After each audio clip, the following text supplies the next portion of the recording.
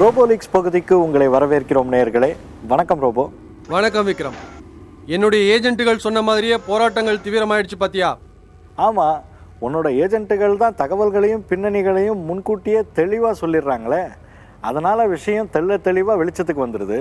உண்மையான தகவல்களை வெளியே கொண்டு வர்றது தானே எங்களுடைய வேலை. தேர்தல் நேரத்தில் நீயும் உன்னோட ஏஜென்ட்டுகளும் உண்மைகளை போட்டு உடைக்கிறதுல அரசியல்வாதிங்க அப்செட் ஆகிட போகிறாங்க. ஆகாமலா இருப்பாங்க. ஆனால் அதுக்காக உண்மைகளை மறைக்க முடியுமா? தேர்தல் நேரத்தில் எல்லா கட்சிகளும் ஸ்கோர் பண்ணத்தானே பார்ப்பாங்க.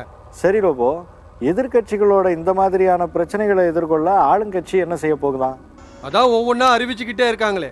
தேர்தல் அறிக்கையில் சொன்ன எல்லாத்தையும் நிறைவேற்றிட்டோம் அப்படின்னு சொல்கிறதுக்காகத்தான் 20 லிட்டர் இலவச குடிநீர், மூத்த குடிமக்களுக்கு இலவச பஸ் பாஸ்ன்னு தினந்தோறும் அறிவிப்புகள் வெளியாகுதான். ஆமாம், இப்போவே அறிவிச்சாதானே தேர்தல் அறிவிக்கை வெளியானதுக்கப்புறம் எதுவும் செய்ய முடியாதே. அதே தான் விக்ரம். அறிவிப்புகள் மேல் மட்டத்தில் வெளியாகிற அதே வேளையில் கீழ்மட்டத்தில் வசூல் வேட்டை தீவிரமாக நடக்குதான். இதையே தொடர்ந்து சொல்லிக்கிட்டு இருக்கியே, என்ன வசூல் வேட்டை, எப்படி நடக்குது? மார்ச் மாதத்துக்கு அப்புறம் விட வேண்டிய டெண்டர்கள் எல்லாம் இப்போவே முடிவாகுதான். மாவட்ட அளவில் பொறுப்பில் இருக்கிற அதிகாரிகளும் ஆளுங்கட்சிக்காரர்களும் சேர்ந்து கூட்டணி அமைச்சு செயல்படுறாங்களாம். குறிப்பாக பொதுப்பணித்துறை, குடிநீர் வாரிய டெண்டர்கள் தொடர்பான வசூல் வேட்டை பற்றி ஒப்பந்ததாரர்கள் புலம்பி தீர்க்கிறாங்களாம். இதெல்லாம் மேலிடத்துக்கு தெரியுமா? தெரியுமோ தெரியாதோ, ஆனால் வசூல் மன்னர்கள் மேலே நடவடிக்கை எதுவும் இல்லை. அதனால எல்லோரும் தைரியமாக டெண்டர் வசூல் பண்ண ஆரம்பிச்சிட்டாங்களாம். அது சரி, ஆட்சியில் இருக்கவங்க எப்படி வேணாலும் சம்பாதிக்கலாம், இல்லாதவங்க ஆட்சிக்கு வந்த பிறகு சம்பாதிக்கலாம். இதுதானே நடைமுறை. சரி, இதெல்லாம் நமக்கு எதுக்கு? மக்கள் ஆட்சி, அரசியல்வாதிகளாச்சு. வந்தோமா, கிடைச்ச தகவல்களை கொடுத்தோமான்னு போயிட்டே இருக்கணும். தேவையில்லாத பேச்செல்லாம் பேசக்கூடாது. புரிஞ்சுதா?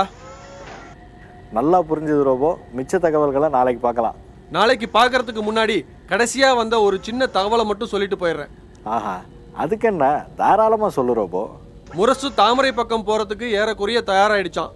இறுதி பேரம் நடந்துகிட்டு இருக்கான். முரசுக்காரருடைய கோரிக்கைகள் கொஞ்சம் அதிகமாக இருந்தாலும் வேற வழி இல்லைங்கிறதால கூட்டணியை இறுதி செஞ்சிடலாம்னு நினைக்குதான் தாமரை தலைமை. அப்போ மக்கள் நல கூட்டணி இன்னும் எதிர்பார்ப்பிலேயே இருக்கான். முரசுக்காரரும் இறுதி முடிவு எதுவும் சொல்லாம அமைதியா இருக்காராம். எப்படியும் விஷயம் வெளியில வந்துதானே ஆகணும். வரட்டும், பார்த்துக்கலாம். இப்போதைக்கு இது போதும் ரோபோ. நாம நாளைக்கு கண்டினியூ பண்ணலாம். நன்றி நேயர்களே.